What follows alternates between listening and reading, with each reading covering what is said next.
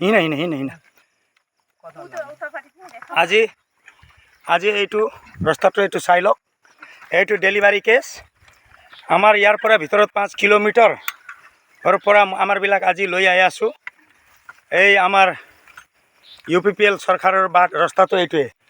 এই সূৰ্য লাইন এইটো চাওক, সূৰ্য লাইন এনেকা আছে, এইটো ৰোৱাগাড়াৰ নিচিনা। আজি ইমান দিন চৰকাৰ কৰিলে, কিন্তু সূৰ্য লাইন বনাম বুলি কৈছিলে।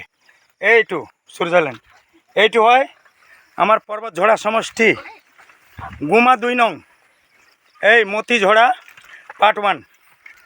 এই আমাৰ যে বাদদাৰী হাতীগাল কয়, এইটো ৰাস্তাৰ পৰা আমি ওলাই আছোঁ। ডেলিভাৰী কেছটো অনেক সিৰিয়াছ, ৰাস্তা ঘাটৰ সুবিধা নাই।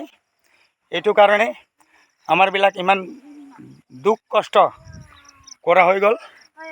ডেলিভাৰীটো চাওক, সিৰিয়াছ একেবাৰে। আমাৰ অনেক দূৰৰ পৰা লৈ আহি আছে। এতিয়া গাড়ীটো তাত ৰখি আছে, গাড়ী ইয়াত সোমাব নোৱাৰে, এম্বুলেন্সৰ ব্যৱস্থা নাই। এইটো গুমা 2 নং সমষ্টি। আজি আমাৰবিলাক ইমান চৰকাৰ থাকোঁতেও আমাৰ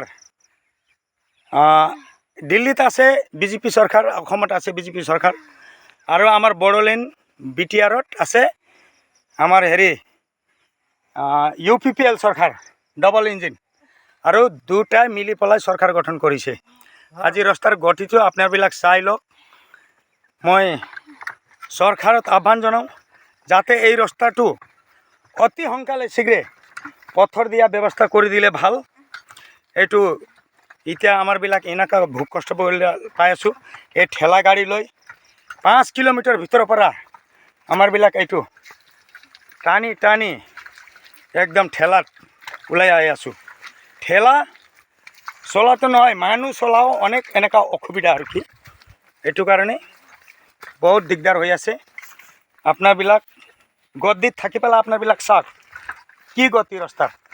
আজিৰ দিনতো ভাৰত স্বাধীন হোৱা ইমান দিন হৈ গ'ল, তথাপি আজিৰ দিনতো মানুহবিলাক, গাঁৱৰ মানুহবিলাক এইটো ভোগী আছে।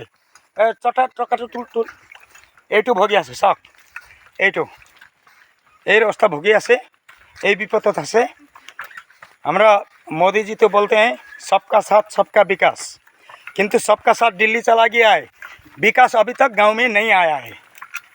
विकास का बदले में यही है, देखिए ये जो डिलीवरी है ना, डिलीवरी को ऐसे करके ले जा रहा है, और रास्ता का आघात देखिए।